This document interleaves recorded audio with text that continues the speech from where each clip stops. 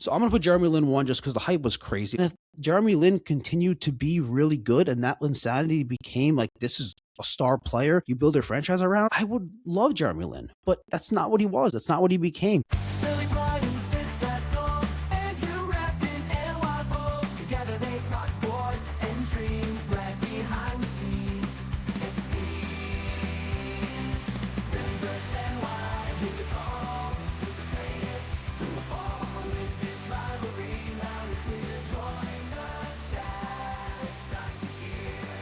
Sports and culture all in one. Catch the fire, feel the fun. Andrew Sistad, glad unite. Philly NY in the spotlight.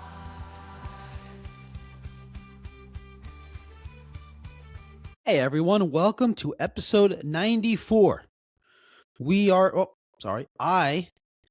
Sistad is out dealing with some sick family members. I am going over the most overhyped New York athletes of recent memory. To do this, I broke it down to 3 tiers. So tier 1 is media hype. Tier 2 is fan expectations.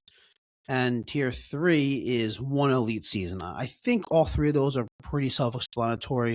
So I'll get right into it. I did come up with this episode concept and topic pretty quickly, as I found out Sistad was unable to join on the pod, and then I had to scramble. We were going to do a New York vs. Philly rivalry type episode, and it just didn't work without him, obviously without the Philly representative. So if I forgot anyone, I want you guys to let me know. Because I probably blatantly missed some names here. Let me know if you think like someone belongs in a different tier. Please comment. Let us know. Tell me I'm dumb. Tell me I don't know what I'm talking about. Tell me who I missed, and tell me that you wish Sistad was here. Okay, so let's get right into it. We'll start with tier 1, media created hype machine. So again, I think that's pretty self-explanatory. So number 1 on this list, you know what? I'm going to start with number 3 on the list. Number 3 on the list, this is not one. This is the only one out of this whole podcast that's going to be not technically one athlete. I had to kind of break the rule because I think you have to lump these 3 players together as one. The Brooklyn Nets big 3 of Kevin Durant, Kyrie Irving, and James Harden. The NBA media, content creators, independent content creators especially, which I'm considered counting as the NBA media, they concluded multiple championships were going to be won by this big 3. But they never made it past the second round of the playoffs. There was a lot of narratives going out there and discourse about, oh, this is an unfair team. The NBA can't allow this.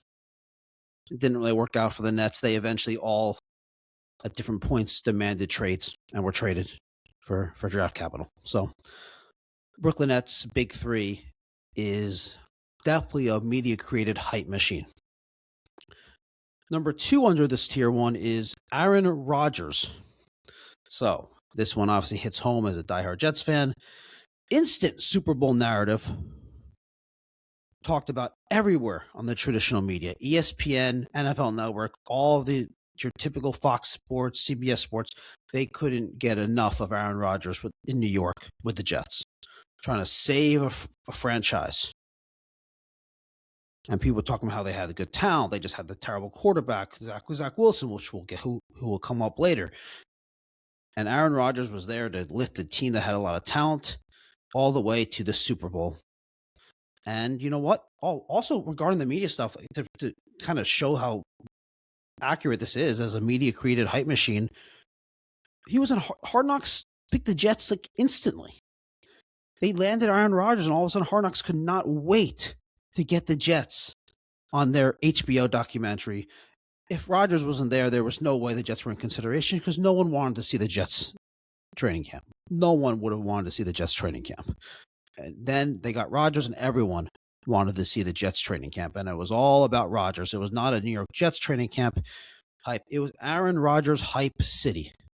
And, the injury, then he comes back and everything's terrible and it failed miserably. So completely overhyped Aaron Rodgers, and I put that on the media. Although you can probably include that as well as in the fan narrative tier 2 as well. But for this purpose, I'm putting it as a tier 1 media created hype machine. Definitely one of the most overhyped athletes in recent New York sports memory, Aaron Rodgers.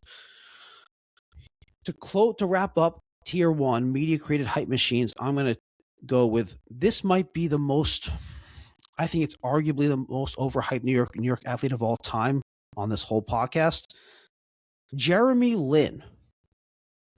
Now, Jeremy Lin is like the most purest example of media hype you can find. Bursted onto the scene in 2012. The nicknamed Linsanity. Global coverage, because obviously, Chinese athlete. But his career never even came close to matching that one run. And there was crazy games. See that with that 38-point game against the Lakers. All of the traditional media, all of sports talk radio, all the newspapers, they couldn't get enough of Linsanity. And partially because the Knicks were just, as an organization or at that point, were going on many years of being a disaster.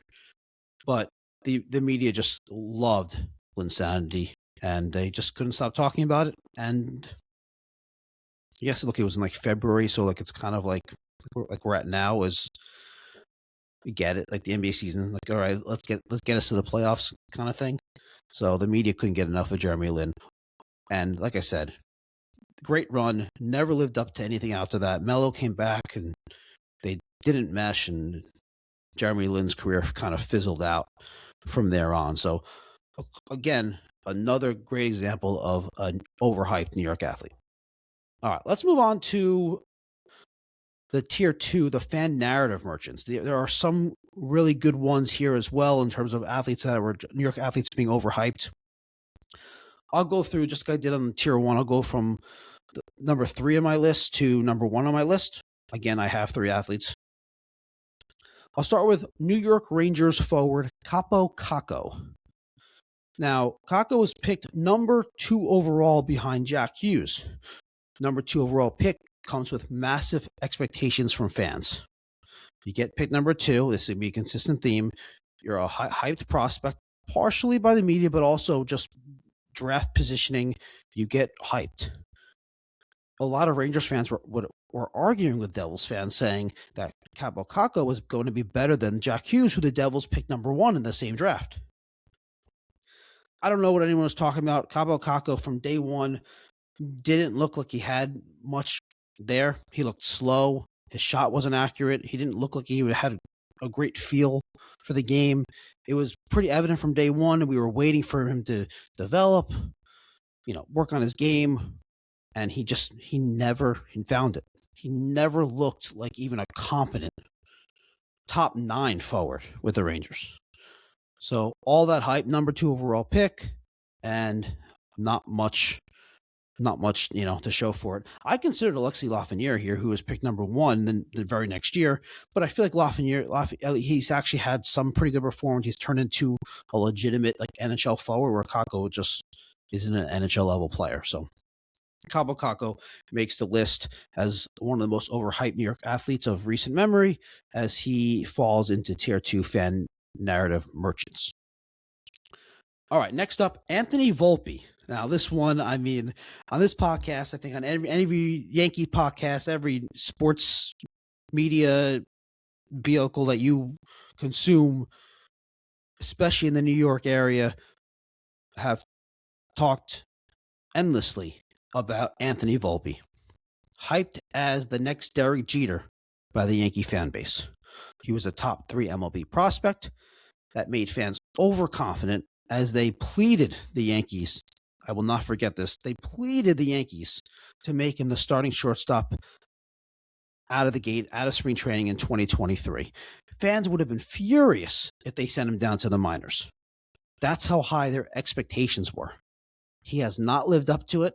Yankee fans are ready, have been ready. Now they're pleading, get rid of him. They're pleading the Yankees to replace him.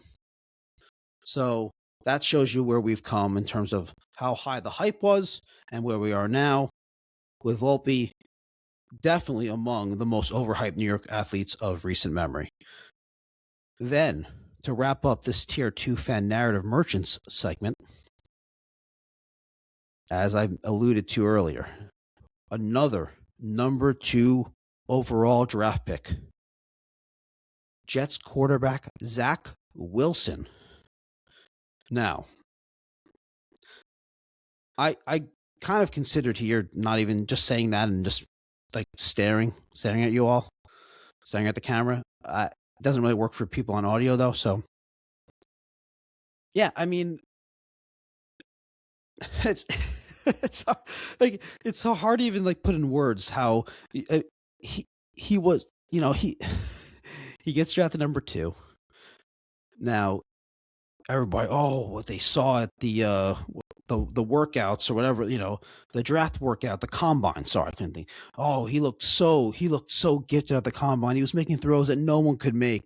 He can run, he can throw on the run. He's the next Aaron Rodgers. He's the next Patrick Mahomes. All of these type of comparisons. He gets drafted number 2. The Jets are the Jets and they need a savior. He's tabbed and hyped up as the franchise savior, and he couldn't even he was on the Dolphins this year, right? And then when they moved on from Tua, he wasn't even like they didn't even play him after they moved on from Tua. So he was like the 3rd string quarterback on the Dolphins this year. I mean, this guy was an absolute disaster of a quarterback in the NFL. You could not have been more hyped as a number 2 overall pick and just come and flop any more than Zach Wilson. The fact that the Jets still haven't recovered from it makes it even worse. Zach Wilson he rivals, I think, Jeremy Lin in the for this so far in the list as the most overhyped New York athlete of recent memory. Zach Wilson, clearly overhyped, a disaster at number 2 overall for the New York Jets. All right, let's move on to Tier 3. 1 elite season merchants, I'm calling this. So, obviously, self-explanatory, but just in case, a lot of athletes have one great season. If you're a professional athlete, to distinguish like the best athletes, the best in your sport, it's about consistency. It's about consistently being great. So, in this case, we're talking about players who had that one great season, maybe 1+, and then never lived up to it afterwards. Maybe they fizzled out. Maybe they had injuries. I have 2 players on this list. The other ones I had 3. This one I have 2. Again, please, if I'm missing someone, comment. Let me know. Jabba Chamberlain. I loved Jabba Chamberlain. It was so fun watching him in 2007. He was electric when he burst onto the scene as this flamethrower, dominant relief pitcher, throwing 100+, throwing with a nasty slider. In 2007, he posted a 0.38 ERA, 0.38, with a 12.7 strikeout K per 9 and a 0.75 WHIP. Then the run really went into the start of 2008.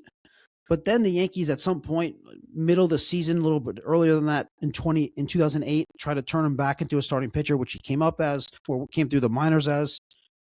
And he had stretches where he was good. He would go 5 innings, 2 runs, 6 innings, 3 runs, but he was never close to this electric, dominant pitcher. He was never an ace as a starter. He was never a great starter. He was never an innings eater. He was never someone that made a name for himself in any regard as a starting pitcher. He never lived up to it. He never lived up to that initial hype, that initial burst. That it was amazing, and everyone loved him. It was exciting. It was thrilling, and we all imagined him being a dominant pitcher for many years, and it just didn't last. Part of it was because the Yankees tried to make him a starting pitcher. Part of it was just because it was a small sample size. And a lot, especially in baseball, a lot of players are really good in small sample sizes, and then over a period of time, you realize they're not as good. And Jabba falls into that. All right. The other one elite season merchant in New York sports, Daniel Jones. So we talked about Daniel Jones on this podcast a lot. Sistat always mocks him, makes fun of him, makes fun of Giant fans who were overhyping him. He could have fell into the fans overhype tier. I battled with that a little bit, but based on the numbers, I kind of needed a second one here. But look, Daniel Jones had a really strong 2022 season. That's what he's most known for. He led the Giants to the playoffs and a wild card game win over the Vikings. He threw for 3,200 yards. He completed just under 70% of his passes. He threw 15 touchdowns with 7 rushing touchdowns, only 5 interceptions. Awesome season. That's the kind of season, if you repeat that season, going to the playoffs, winning a playoff game, combining for 22 touchdowns between passing and rushing, only 5 interceptions.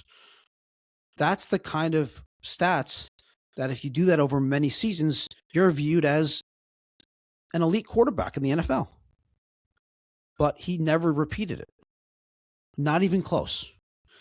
He was awarded with a 4-year, $160 million contract after that season, and he never came close to living up to it.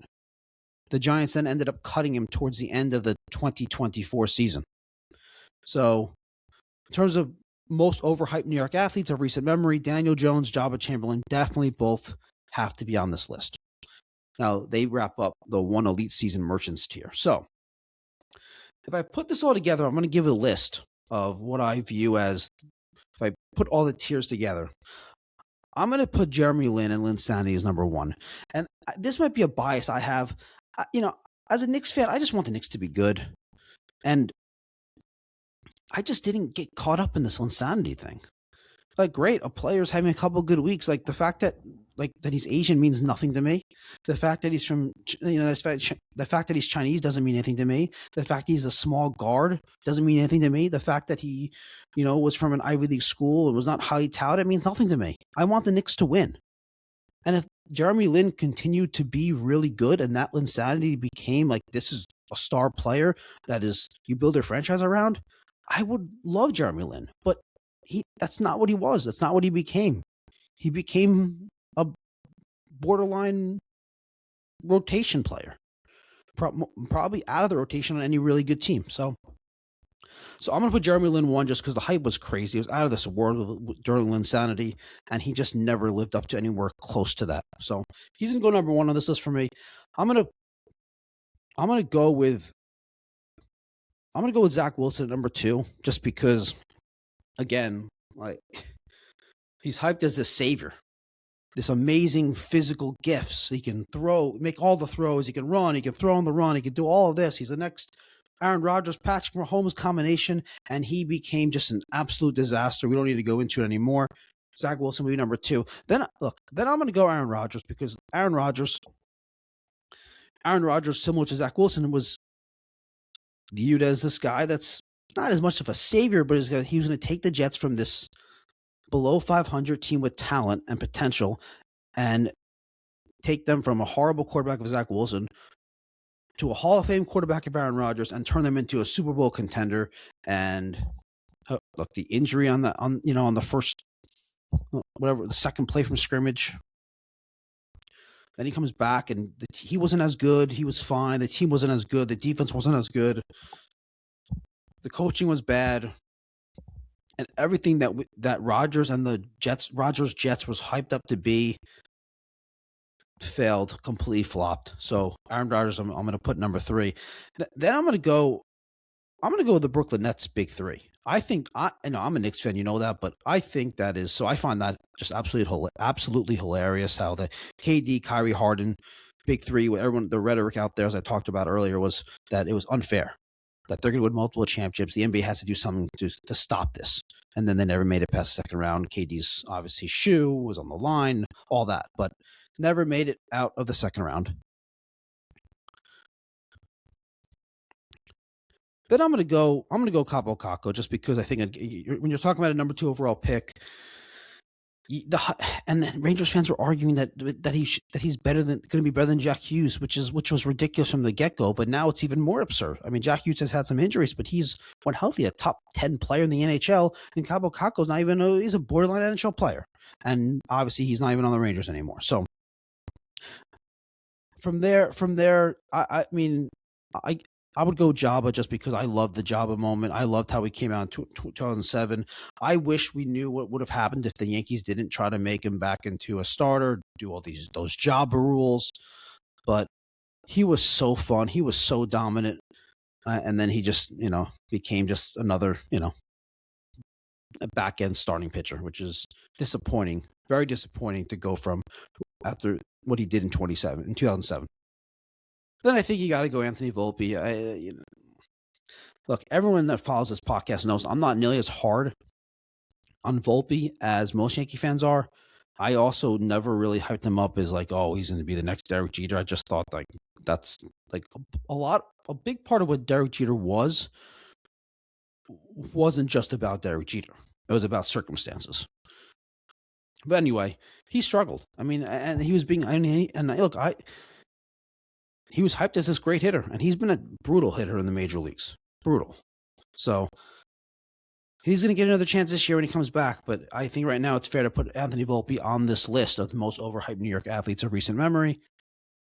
And then Daniel Jones, again, I think that one season fooled you. They fooled the Giants. They gave him the contract. He never lived up to it. They didn't completely buy into it, which is why they structured it so they can, with limited cap hits, cut him after year one.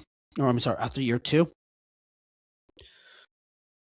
But he definitely belongs on this list as well. All right. Look, as I mentioned a couple times, I put this together pretty quickly after I found out Sistad was unable to do the podcast this week. We're gonna do some other Philly New York rivalry stuff coming up the next couple of weeks. Anyway, the point is that I'm sure I missed someone that's blatantly obvious. If you think I'm dead wrong on someone that I have here, tell me. Comment below. Tell me who New York overrates the most. Everyone, appreciate you tuning in. Please give us a like. Please subscribe. We'll see you next time. Philly pride insists that's all. Andrew rapping and Wild Bulls. Together they talk sports and dreams. Right behind the scenes. It seems. Philly versus NY. Who the call? Who's the greatest? Who will fall with this rivalry? Now it's clear to join the chat. It's time to cheer. Sports and culture all in one. Catch the fire, feel the fun. Andrew Sistad, glad unite. Philly NY and